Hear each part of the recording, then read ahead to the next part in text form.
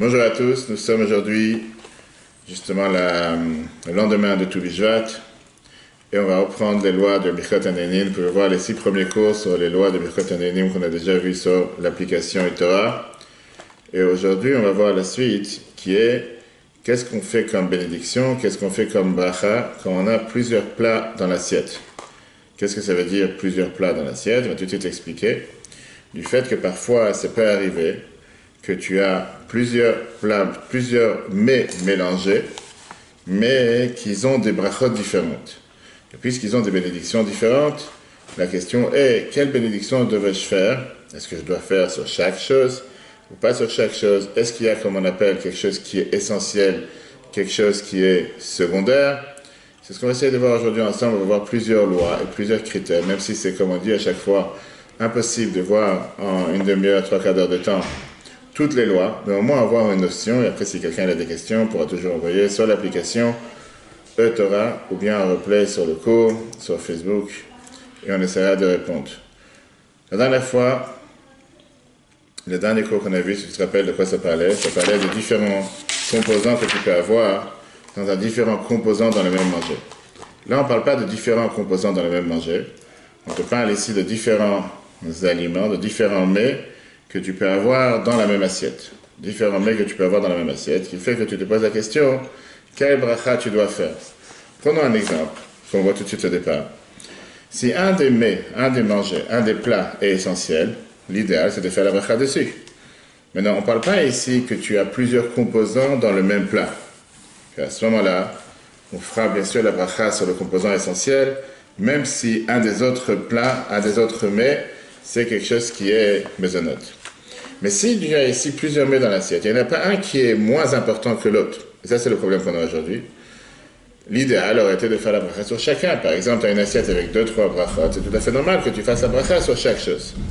Mais là, le problème sur quoi on va rester, on va s'installer aujourd'hui, on va débattre aujourd'hui, c'est qu'est-ce que tu fais quand tu as un doute? Qu'est-ce que tu considères? Qu'est-ce qui est l'essentiel et qu'est-ce qui est secondaire? Parce que parfois, pas tout est exactement la même valeur. Parfois, tu as certaines choses qui seront plus importantes que les autres. Parfois, tu as certaines choses qui sont moins importantes que les autres. Alors, prenons un exemple. La chabelle, par exemple. Si ton intention, c'est de manger un plat, si tu as l'intention de manger un plat, et que tu ne veux pas manger le deuxième, et la seule raison pourquoi tu manges le deuxième, c'est parce que tu manges le premier. Un exemple tout court. Tu manges du poisson chez les Ashkenazes, le hareng, on va dire chez les Sfaradim, je ne sais pas, la damprout ou des anchois, c'est un poisson salé. D'accord? Et parce que tu veux adoucir le sel ou parce que ça fait trop fort pour toi le sel, tu vas manger avec ça un crackers ou même un morceau de pain. Dans laquelle on te dira clairement que tu ne dois pas faire un motzi sur le pain. Parce que le pain, il est là juste pour faire passer le poisson. En deux mots, l'essentiel ici, qu'est-ce que tu cherches à manger? C'est le poisson. De l'autre côté, tu ne vas pas manger le poisson tout seul, parce qu'il est trop fort, parce qu'il est trop piquant, on va savoir quelle raison. Et donc, tu veux le faire passer avec un morceau de pain. Est-ce qu'on te dit, non, le pain c'est plus important parce que c'est du pain, tu fais un motzi sur le pain, etc. Ou non? Et je vais te donner le cas de figure qui se pose dans toutes les bar mitzvahs, dans tous les mariages, dans tous les smachot, avec les canapés. Tu auras toujours des filous qui vont dire, si on mange avec le morceau d'un coup ou d'un rang, on peut ne pas faire motzi. Très bien, mais je te demande la question, qu'est-ce que tu veux manger maintenant? Qu'est-ce que tu cherches à manger maintenant? Tu aurais mangé du pain tout court maintenant? Non, tu n'aurais pas mangé du pain tout court. Non, encore une fois, tout dépend. Mais disons, la norme, tu n'aurais pas mangé du pain. Pourquoi tu manges ce pain? Parce que tu veux faire passer le hareng, tu veux faire passer le... J'ai dit dans tous les mariages, tu as les petits toasts, tu sais, les trucs avec le pain de mie, ça s'appelle les canapés, avec du hareng dessus, avec du tarama, avec des œufs, etc. Qu'est-ce que tu veux manger maintenant? Donc, toi, tu vas dire, je pense que la majorité des gens diront, l'ensemble. Non, c'est pas forcément, tu ne cherches pas à manger juste le cœur de palmier ou les 3 gouttes de caviar qu'il y a dessus. Tu cherches à prendre l'ensemble. Ça, c'est différent. Parce que la réalité, elle est que si tu aurais juste un cœur de palmier, tu ne devrais pas manger. Puisque le cœur de palmier, il est sur un morceau de pain de mie avec de la mayonnaise et je ne sais pas quoi. Donc, c'est l'ensemble que tu veux. On ne parle pas de ça. Et c'est même, j'allais te dire, l'idéal, bien sûr, c'est de faire maisonnette et d'être tranquille. On ne peut pas de ça. Là, je parle que tu veux manger un morceau de poisson salé, par exemple, et que juste parce que tu ne veux pas le faire passer, maintenant, ça se peut que quelqu'un mange du poisson salé sans problème. Il n'a aucun problème à manger un morceau de hareng comme ça. Il n'a aucun problème à manger un morceau d'anchois, ça ne le dérange pas. Tu vas pas me dire que tu vas acheter une pizza avec 2 anchois dessus, tu vas faire passer la pizza, tu vas faire passer les anchois, pour ça tu manges la pizza. Ça c'est de la bêtise, parce que tu sais très bien que 90% ou 95% c'est de la pizza.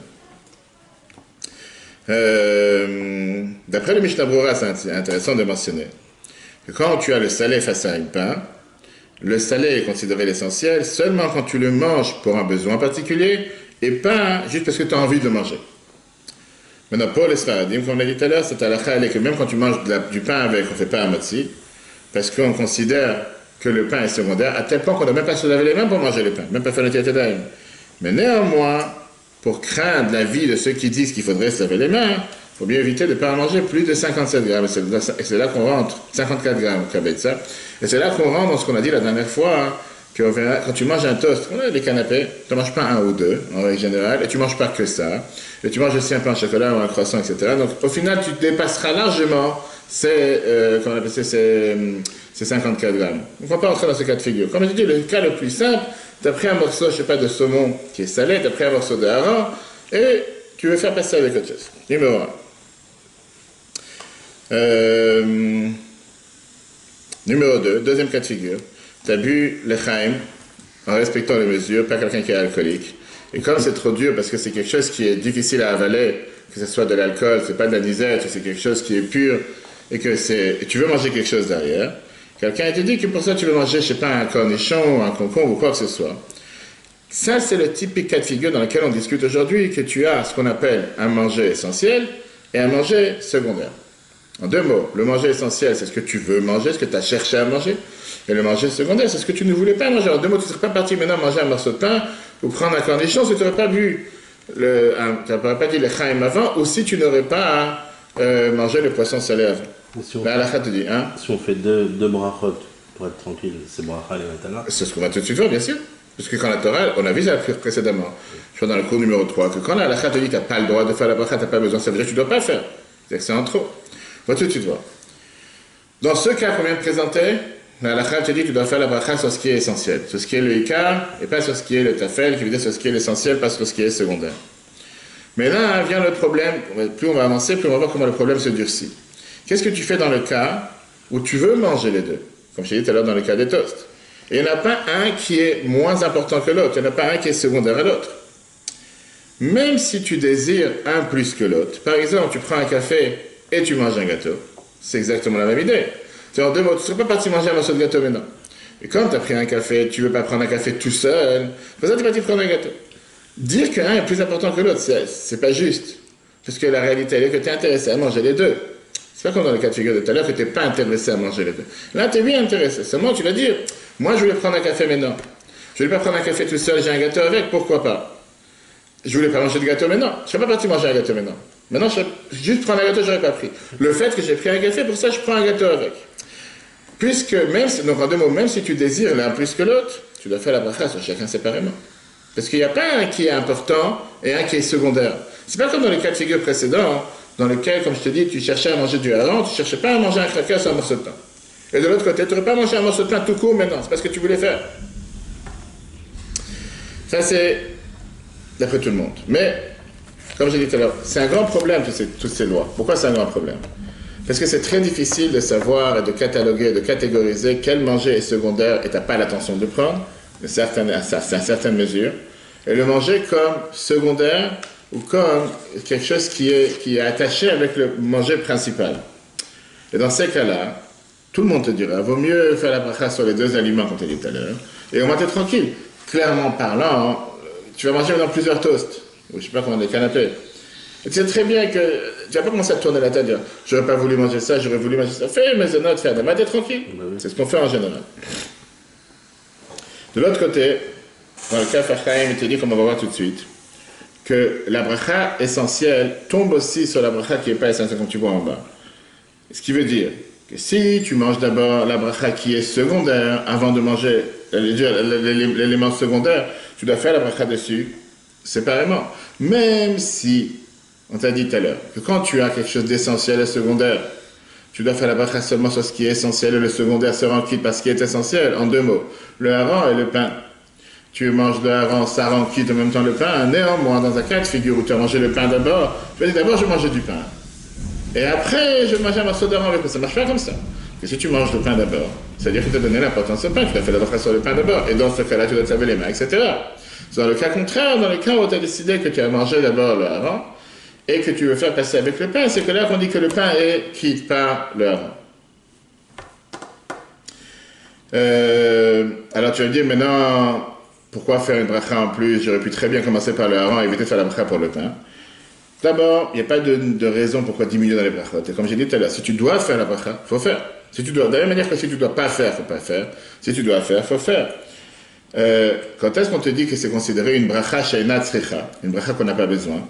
C'est dans le seul cas de figure où tu as deux aliments qui ont la même bracha, que là, tu n'as vraiment pas le besoin de faire deux brachot ensemble. Ça ne sert à rien de faire deux brachot une après l'autre. Ça, c'est vraiment faire une bracha she'ena tzricha, une bracha qu'on n'a pas besoin. Et maintenant, on va rentrer dans les détails. Ça, c'était la règle, on va dire, les grandes lignes. Hey, le pain, on parle maintenant, bien sûr, pas du pain classique, mais tous les pains qu'on fait dessus à Matsi. Pas du pain, n'importe quel pain banal. Le pain, la Torah considère que c'est l'évangile le plus important. Et donc, tout ce qu'on mange dans un repas dans lequel on mange du pain, on sait très bien que c'est tafel, c'est secondaire par rapport au pain, et on ne fait pas de bracha dessus. En général, quand tu fais une bracha, tu fais motzi, tu t'es lavé les mains, tout ce que tu manges dans le repas, tu ne fais pas de bracha dessus. Ça, c'est la règle numéro 1. Mais ça, c'est à condition que tout ce qui vient dans le repas fait partie du repas. Et va tout de suite voir, par rapport au dessert, par rapport aux choses que tu rajoutes qui ne font pas partie du repas. En deux mots, dans le langage halachique, baim machmat ha-seuda, qui viennent à cause du repas. Ça peut être poisson, viande, on va entrer dans les détails. Qu'est-ce qu'on considère quelque chose qui est appelé, qui vient à cause du repas, qui rentre dans les critères du repas? En règle générale, c'est n'importe quelle boisson ou n'importe quel manger qu'on le mange ensemble avec le pain, ou bien qu'on a l'habitude de le manger dans ce plat, dans ce repas, pour se rassasier. Comme les différentes lois qu'on va tout de suite voir. Prenons un exemple. Du hummus, du fromage, ou n'importe quelle chose dans laquelle on trempe quoi que ce soit à l'intérieur, qu'on a l'habitude de tremper le pain à l'intérieur, pour les Israéliens ou pour les autres, on ne fait pas de bracha dessus. Parce que ça fait partie du repas. Tu as fait motzi, tu as mangé du pain. C'est tout à fait normal que tu ne fais pas une bracha dessus. Les plats principaux, les hors d'œuvre, les plats essentiels, qui sont en général des plats qu'on mange dans le repas pour se rassasier, comme des salades, viande, poisson, tout ce qu'on va rajouter dessus, des soupes, etc. On ne fait pas de bracha dessus. Maintenant, tout ce qu'on va mettre aujourd'hui, comme on appelle ça des ouvres, pas des ouvre-bouches, des choses qu'on met pour commencer à déguster, pour commencer à goûter, ou comme un buffet, etc. Pareil, il ne faut pas de bracha dessus, parce que ça fait partie du repas. En deux mots, il n'y aurait pas eu le repas, tu n'aurais pas pris ça tout seul. Tout ce qui sont maintenant des plats qu'on prend comme un snack, qu'on prend comme un dessert, ou qu'on prend comme pour manger entre deux repas. C'est pas fait pour manger juste seulement dans un repas. Tu vas pas au milieu de la journée prendre un morceau de viande. Tu vas pas au milieu de la journée, je sais pas, prendre des pommes de terre. Mais par exemple, tu vas prendre des fruits, tu vas prendre de la compote, tu vas prendre tout ce qu'on appelle aujourd'hui, tout ce qui sont les amandes, les pistaches, noisettes, etc. Des pop-corn, glaces. Tout ce qui sont ces sucreries, tout ce qui sont ces desserts ne sont pas considérés partie du repas. On a le devoir de faire dessus une bracha séparément. Pourquoi? Parce que ce ne sont pas des choses qui viennent à cause du repas. C'est des choses que tu peux très bien prendre en dehors du repas. Donc ça ne rentre pas dans les critères de baim machmat seuda. Néanmoins, on fait la bracha rishona, la première bracha dessus et pas la dernière bracha. C'est très bien que quand tu fais la bracha sur le dessert, tu ne fais pas après à la michia ou quoi que ce soit, ça rentre avec la bracha charona, parce qu'ils sont quittes avec Birkat Hamazon. Mais la première bracha dessus, on doit faire. Parce que c'est considéré des choses qui ne viennent pas à cause du repas, c'est des choses qui viennent en dehors du repas. Tu peux très bien les manger en dehors du repas. Viens maintenant le problème qu'on a avec tous ces pains et toutes ces pâtes. J'ai dit par exemple, je sais pas, des desserts à base de pâtes, qui ne font pas partie du repas, clairement. C'est pas parce que tu as pris un repas chez quelqu'un que tu es censé avoir une tarte aux fraises à la fin, par exemple. Mais tout dépend de la situation, de la pensée que tu avais quand tu l'as pris. Est-ce que tu les manges pour te rassasier? À ce moment-là, tu ne fais pas bracha dessus. Mais si tu les manges juste pour avoir un plaisir, tu dois faire un bracha dessus. En deux mots, le critère qu'on a dit tout à l'heure, c'est tout dépend pourquoi, quelle est la raison, la logique pourquoi tu les manges. Est-ce que parce que tu n'as pas assez mangé, ou il n'y avait pas assez à manger sur la table, ou tu n'as presque pas mangé, et donc ça c'est considéré partie de ton repas, ou bien tu as assez mangé, c'est juste de la gourmandise, c'est juste un dessert en plus, et tu veux avoir un dessert en plus. Si c'est quelque chose que tu manges pour te rassasier, ça fait partie du repas, tu ne fais pas bracha dessus. Si c'est quelque chose que, pardon, de toute façon tu es déjà plein, ou tu es déjà rassasié, c'est en plus pour avoir un plaisir en plus, tu fais dessus la bracha. Mais les honneurs, on parle bien sûr de pâtes fines, Par exemple, quand on te parle des crêpes ou n'importe quelle chose pareille. D'après les Ashkénazes, même des pâtes qui sont pleines de sucreries, on fera la même chose, mais tous les autres pains ou tous les autres mezonot, on ne fera pas de bracha dessus quand on les mange dans le repas. Peu importe pourquoi tu les manges. Par exemple, comme on a dit, des crackers, des pitotes, là, c'est n'importe quelle chose qui font partie du repas en général. C'est pas quelque chose que tu vas manger parce qu'en dehors du repas. Pourquoi on ne fait pas de bracha dessus? Pour éviter le problème à la de ne pas faire une bracha en plus. Parce qu'il y a le doute que peut-être la bracha motzi que tu as fait au départ, elle est tombée aussi sur eux. Et on sait très bien qu'il y a une règle dans la halacha, ça fait avec brachot, laquelle, quand on a un doute est-ce qu'on doit faire une bracha ou pas, on ne veut mieux pas faire la bracha. La suite, les boissons et l'eau, ils sont considérés partie du repas. Mais j'ai bien dit les boissons et l'eau. On va voir quel type de boisson. Parce qu'en règle générale, on sait très bien qu'on ne mange pas sans boire. Rambam te dit que quelqu'un qui mange sans boire, c'est comme une pierre. Ça ne donne pas la possibilité de faire circuler le manger, etc. Et donc on ne fait pas de bracha quand tu bois de l'eau ou n'importe quelle boisson tout court dans le repas. Sur quelle boisson on doit lui faire une bracha quand on boit dans le repas? Prenons d'abord les boissons alcoolisées, les boissons fortes. Parce qu'en règle générale, tu ne prends pas ces boissons-là pour t'acquitter parce que tu as soif. À part certaines personnes qui ont des dépendances alcooliques et qui voudraient qu'ils aillent se faire soigner. Et donc la halakha considère que même si les Français t'appellent ça un digestif, néanmoins ça ne fait pas partie du repas. C'est quelque chose qui est en plus. Tu ne prends pas ça pour te rassasier ou parce que tu as soif et tu as envie de déshydrater. Dans les pays où on a l'habitude de boire ça à volonté, comme en Russie. J'étais une fois en Russie, c'était en 94, Soukot, et j'avais invité à la table, dans la soukha, plusieurs jeunes de la ville de Jitomir en Ukraine. J'étais des jeunes, je crois, des jeunes de 13, 14, 15 ans, et ils avaient avec eux des canettes de vodka. Des canettes, je sais pas, ça coûtait 50 centimes, je me rappelle comme aujourd'hui. Je dis, c'est impossible que ça coûte pas cher. Ouais, c'était comme ça. Et devant moi j'avais du jus de raisin, j'avais du vin. Dans la soukha, on discutait, ils ouvraient les canettes, et ils buvaient une canette entière. Et c'est pas qu'après ils étaient sous, c'était tout à fait normal, c'était de la boisson, c'était de l'eau. Je te demande si c'était vraiment de la vodka. En demandant les pays où c'est les gens, et c'est vrai qu'en Russie, même aujourd'hui, je me rappelle quand j'étais en 95, 96 en Sibérie ou quoi que ce soit, tu voyais comment les gens, ils ont l'habitude de boire une bouteille dans le repas, c'est tout à fait normal. À la rigueur, si tu bois pas une bouteille, non, si tu bois pas avec eux, t'es pas normal. Et pour eux, c'est toi, tu prends de l'eau et prends une bouteille de vodka, et c'est tout à fait normal. Dans ces pays-là, effectivement, ça fait partie d'une boisson normale. C'est pas une boisson dans laquelle tu dois faire une bracha dessus. C'est pas comme dans les pays comme chez nous, dans les pays normaux, que tu bois pas d'alcool en général. C'est pas que... Même si tu bois, tu dis les tu ne vas pas boire une bouteille. C'est pas une bouteille, c'est pas de l'eau que tu bois pour te déshydrater ou quoi que ce soit. Passons maintenant le vin. Le vin et le jus de raisin, naturel, on doit faire une bracha, même si c'est pendant le repas. Pourquoi? Parce que le vin, c'est une boisson importante qu'on doit faire dessus une bracha et il n'est pas secondaire par rapport au pain. Même si on a dit tout à l'heure qu'en règle générale, tout ce qu'on boit ou tout ce qu'on mange pendant un repas, qu'on est là pour se rassasier, on ne devrait pas faire de bracha. Mais là, puisque tu le prends et c'est considéré une boisson importante, on fait une bracha dessus. Là, tu as fait le pain, ça c'est par rapport au vin. Si maintenant tu as fait la bracha sur le vin avant de commencer le repas, comme en général Shabbat, tu as fait kiddush sur le vin, après tu as fait motzi sur les chalot, et après, donc officiellement, tout ce que tu manges dans le repas, c'est déjà cuit avec motzi, on ne refait pas un gafen sur le vin que tu bois pendant le repas. Qu'est-ce qui se passe avec les boissons chaudes? Comme du thé ou du café, etc. Tout le temps que ça fait partie du repas, tu ne fais pas de bracha dessus. Tu as des gens qui prennent un café au début du repas, qu'on a au début du repas, etc. Maintenant, si c'est comme si tu ouvres une nouvelle table, qui veut dire on a débarrassé le repas, on a tout fini. Le dessert. Et maintenant on prend un dessert. À ce moment-là, tu dois faire la bracha dessus séparément. C'est-à-dire clairement, je ne connais pas beaucoup de gens qui boivent un café dedans. Je connais quelques personnes que dès qu'ils commencent à faire motzi, qui viennent à la maison, la première des choses, ils demandent un verre de chaud, ils demandent un café pour faire passer le manger. Très bien, ça fait partie du repas. En général, les gens qui prennent un café ou un thé après le repas, c'est comme si c'est quelque chose de nouveau. On a vu par rapport au vin. Je disais alors que le vin, c'est la boisson la plus importante, et toutes les autres boissons sont annulées, sont effacées par rapport au vin. Donc quand tu fais la bracha sur Agafen, et tu as bu du vin, tu ne fais pas après Sha'akol, même si tu bois des autres boissons. Dans le cas des boissons qu'on devrait faire, une bracha dessus, comme on a dit tout à l'heure. Par exemple, si tu as fait Kiddush ou Avdallah, tu n'as pas besoin de faire la bracha sur de l'eau, du jus ou du café, puisque ça même, ça s'inclut dans la bracha que tu as fait sur le vin.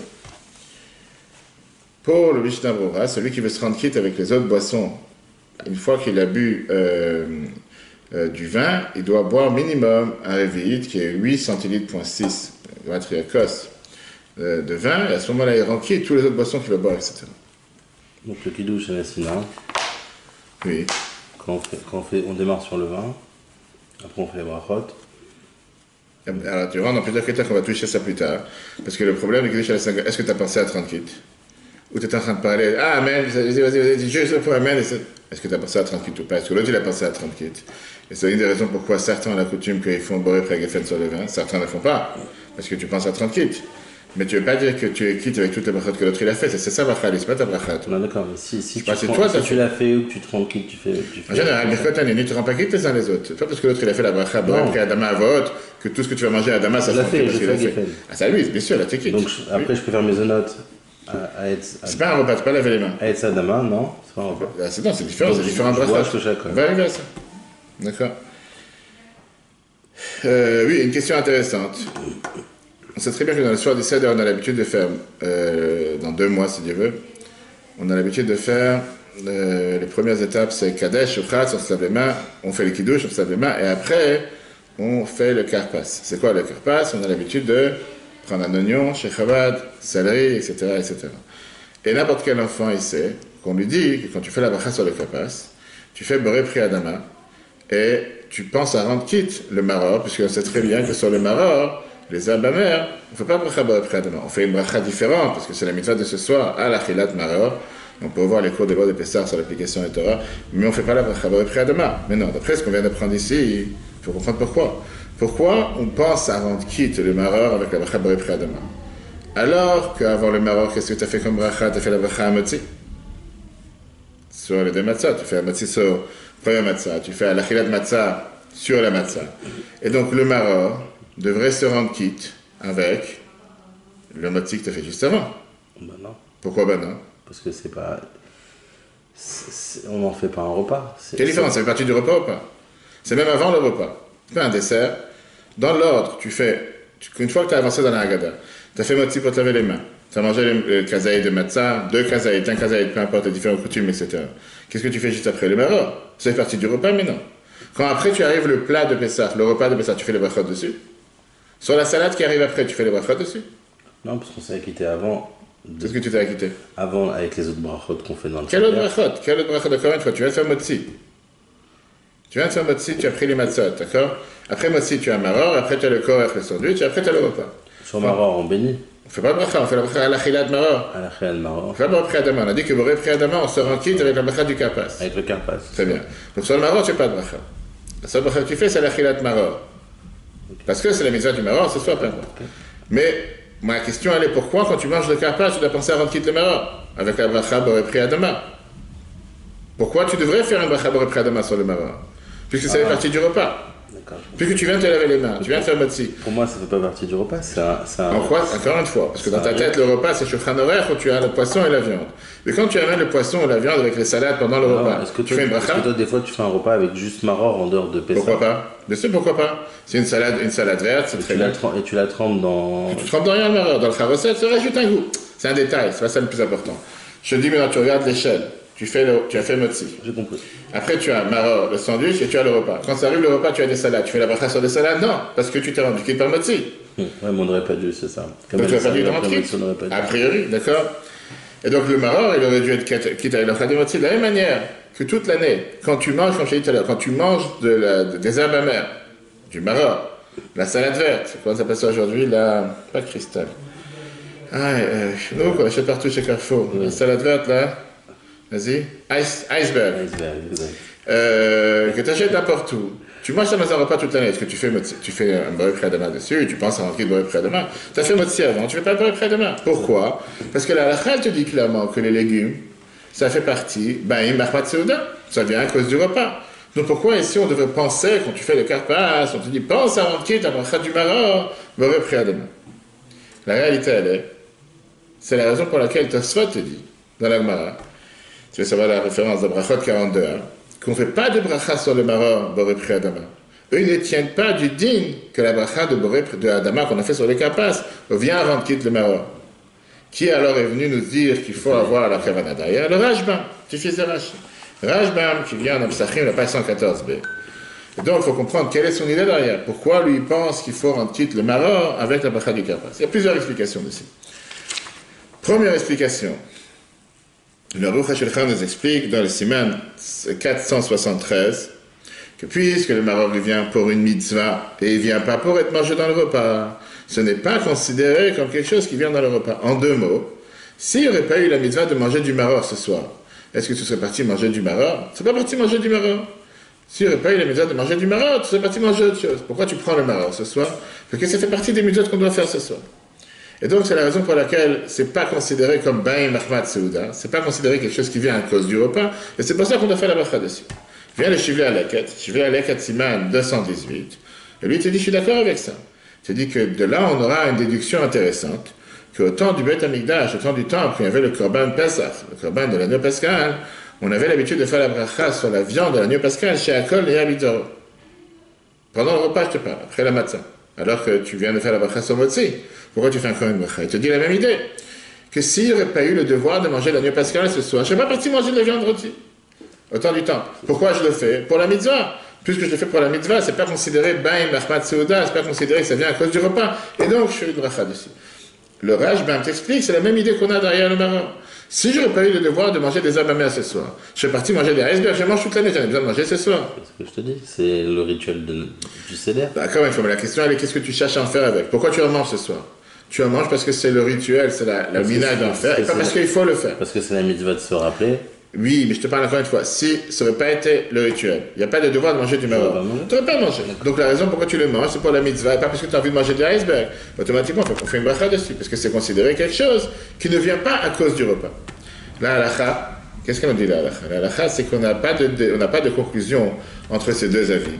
Et donc malgré qu'on pense comme le Rashbam, et qu'on dit qu'il faut acquitter le maror avec la bracha de Boré Pri Adama qui est sur le karpas, celui qui n'a pas fait la bracha sur le karpas, l'oignon, le céleri, Boré Pri Adama, peu importe la raison, par exemple qu'il avait un légume cru, dans lequel on ne fait pas Boré Pri Adama, qu'on fait chez Akol, parce que ce n'est pas la manière de le manger, ou bien qu'il a fait une séparation entre le karpas et le maror d'une manière qu'il doit refaire une bracha dessus, par exemple qu'il a changé de lieu, ou il a changé d'endroit, il est parti dans une autre maison, il ne refait pas la bracha, Boré Pri Adama sur le maror. La seule bracha qu'on fait sur le maror, c'est un achilat maror. Ok. Jusqu'à là, la semaine prochaine on verra. La semaine prochaine on verra qu'est-ce qu'on fait quand on a plusieurs mangés avec la même bracha. Peut-être c'est ouvert une canette de coca, tu fais chez Akol, et la canette elle s'est renversée. Tu refais la bracha, tu ne refais pas. Ça arrive tous les jours. Dans les maisons et les enfants, ça arrive, d'accord? L'intention initiale, elle est sur le qualitatif ou le quantitatif. Tu as deux choses devant toi, deux sortes de chocolat. Ou tu as une glace, je ne parle pas une glace avec du maisonnette à l'intérieur, on va rester une autre fois. Tu as une glace et tu as du chocolat. Les deux sont chez Akol. Sur quoi tu fais la bracha? Qu'est-ce qui est essentiel, qu'est-ce qui n'est pas essentiel? Alors, comment tu fixes ce qui est essentiel? Parce que le chocolat, ça t'a coûté 10 € le morceau, et la glace, ça t'a coûté 1 €. Comment tu fixes ce qui est essentiel, qu'est-ce qui est... Tu veux manger les deux. Sur quoi tu fais la bracha? Est-ce qu'il y a une différence, est-ce qu'il n'y a pas une différence? Il y en a un... Sur quoi on fait la bracha? Les deux, l'un ou sur l'autre? tu as plusieurs éléments sur la table avec la même bracha. Tu as du poisson, tu as de la viande, je sais pas, tu as des œufs, plusieurs choses qui sont tous chez Akol. Sur quoi tu fais la bracha? Est-ce qu'il y a dessus un critère de quelque chose de plus important ou moins important? On verra la prochaine fois. Et si tu veux déjà avoir l'ordre d'esprit, on verra la prochaine fois, surtout qu'on vient de fêter la fête de Tu Bishvat. Je serai Meshach Bishvat avec les 7 fruits d'Israël. On va toujours regarder les 7 sortes d'Israël, quelque chose qui est entier, quelque chose qu'on aime, et la grandeur. Ce sont les 4 critères. En deux mots, si tu as des morceaux de gâteau coupés, et tu as un gâteau entier, fais toujours la bracha sur ce qui est entier. Pareil pour les chalotes, etc. On verra tous ces débats la semaine prochaine, avec les 7 sortes de fruits d'Israël. Comment définir quelle est la bracha qu'on fait sur quoi, en fonction, comme je l'ai dit tout à l'heure, à part les 7 fruits, il y a les céréales aussi dedans, quelque chose qui est entier, quelque chose qui est aimé, et la grandeur aussi. Est-ce que tu vas me dire, je prends un petit gâteau qui fait 20 grammes, alors que j'ai ici une grosse tranche qui est juste à côté, qui est beaucoup plus d'importance? Ça veut dire quoi? Parce que l'autre il est entier, pour ça je fais la bracha dessus, alors que l'autre il est beaucoup plus important, et ça a beaucoup plus de valeur, et qui coûte plus cher, etc. On verra tous ces critères se la semaine prochaine. Le cours sera un replay sur l'application ETERA sur Google et Apple. Comme le cours d'hier soir qui était très riche, quelle est la cause de l'antisémitisme? Tout celui qui n'a pas écouté ce cours, je le conseille d'écouter. Et on a vu comme pour la paracha, cette semaine nous donne le secret basé sur la Gemara, que depuis qu'on a reçu la Torah, Yarda, Sina, Laolam, la haine du juif a été créée. Mon Sinaï, Sina, c'est exactement la même chose. Un cours richissime qu'on peut voir sur l'application ETERA. Très bonne journée à tous et à la semaine prochaine.